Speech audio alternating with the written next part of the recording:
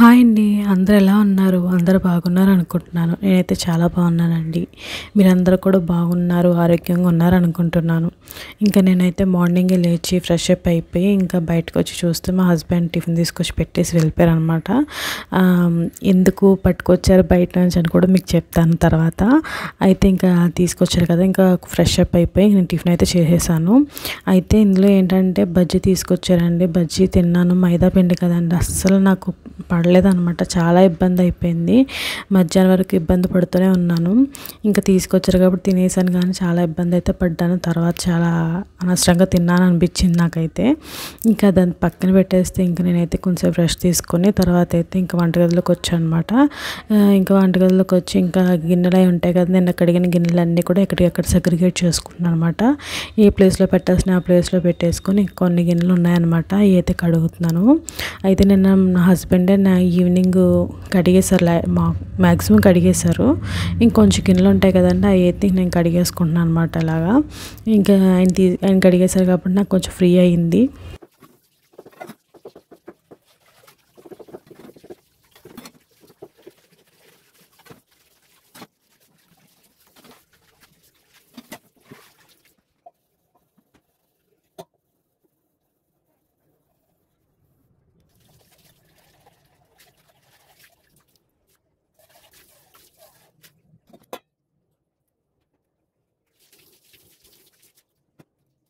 ఇంకా గిన్నెలు కడడం కంప్లీట్ అయిపోయిన తర్వాత నేనైతే ఇంకా కొంచెం సేపు అటు ఇటు వాకింగ్ చేసుకొని ఇంకా వంటగదిలోకి వచ్చి ఇంకా నేనైతే ఇంకా వంట అయితే స్టార్ట్ చేస్తాను అనమాట. నేనైతే ఇంకా ముందైతే రైస్ నానబెట్టేసుకుంటానండి.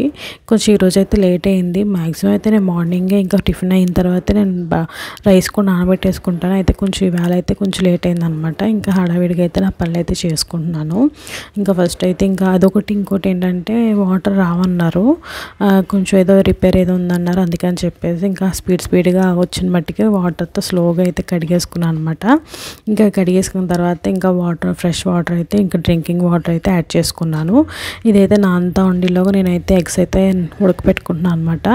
ఈరోజు ఏం కర్రీ చేస్తున్నానంటే చాలా సింపుల్గా ఉల్లిపాయ టమాటాతో ఎగ్ కర్రీ అయితే చేస్తున్నాను అనమాట. చాలా సింపుల్గా చేసుకున్నాను. ఇంకొక విషయం ఏంటంటే వెజిటబుల్స్ కూడా అయిపోయినాయి, తెచ్చుకోవాలి. అందుకని చెప్పేసి ఇంకా ఉన్న మట్టిగా చేసుకుందాము అని చెప్పేసి, ఎగ్స్ కూడా ఉన్నాయి కదా అని చెప్పేసి, నాకు చాలా ఇష్టమైన కర్రీ కూడా ఇది. చాలా సింపుల్గా చేసుకుంటాను. అందుకని చెప్పేసి ఇంక ఇదే ప్రిపేర్ చేసుకుంటున్నానండి. అన్నీ రెడీ చేసుకుంటున్నాను అనమాట. అన్నీ ఎక్కడెక్కడ కట్ చేసుకుని పెట్టుకుంటున్నాను. మీరు అబ్జర్వ్ చేస్తుంటే నేను ఎప్పుడు కూడా టమాటాలు అంటే కట్ చేయను. ఎప్పుడైతే నేను టమాటాలు వేస్తాను అనుకుంటానో అప్పుడైతే నేను ఇంకా కట్ చేసుకుని పెట్టుకుంటాను అనమాట. అంటే కట్ చేసుకుని డైరెక్ట్గా కర్రీలో వేస్తాను అనమాట.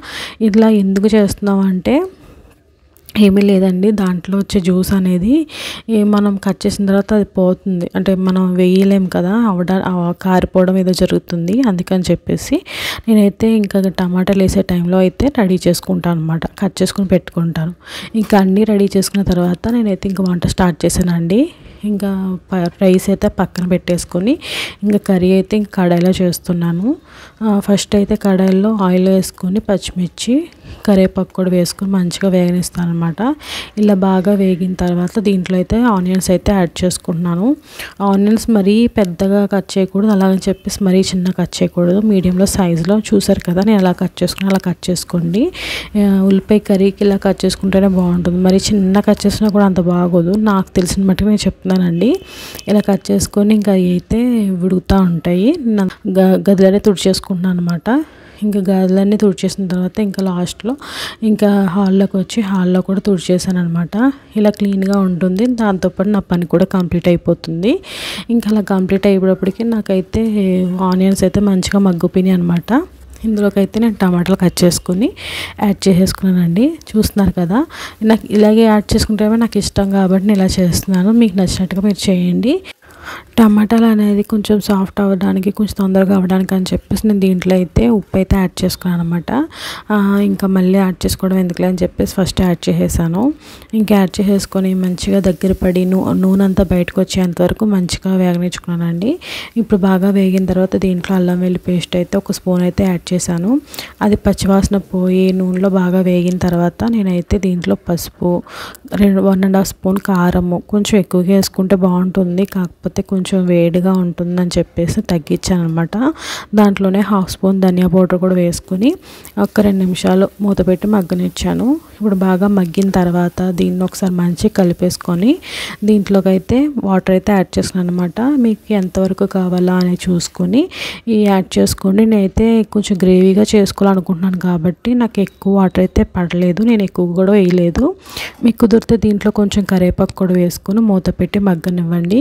కొంచెం అది ఉడుకుతుందన్న అప్పుడు నేనైతే ముందుగానే ఎగ్స్ని ఉడకపెట్టుకున్నాను కదా, దాన్ని కొంచెం ఘాట్ల కింద పెట్టుకొని ఇంకా దాంట్లోనే వేసేసాను. కర్రీలో అయితే యాడ్ చేసేసుకొని మూత పెట్టి ఇంకా 10 నిమిషాలు అయితే మగ్గనిచ్చాను అనమాట. అంటే కొంచెం దగ్గర పడేంత వరకు మంచిగా ఉడకనిచ్చుకున్నాను. చూసారు కదా, ఇలా దగ్గర పడేంత వరకు మంచిగా ఉడకపెట్టుకున్నాను.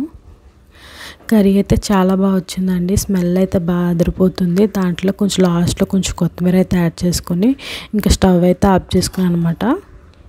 మా హస్బెండ్ ఎందుకు టిఫిన్ తీసుకొచ్చారో చెప్తాను కదండి. ఏమీ లేదండి, ముందు రోజు నైట్ గొడవ అయిందనమాట. అందుకని చెప్పేసి మా హస్బెండ్ మార్నింగే టిఫిన్ తీసుకొచ్చి పెట్టేసి వెళ్ళిపోయారు.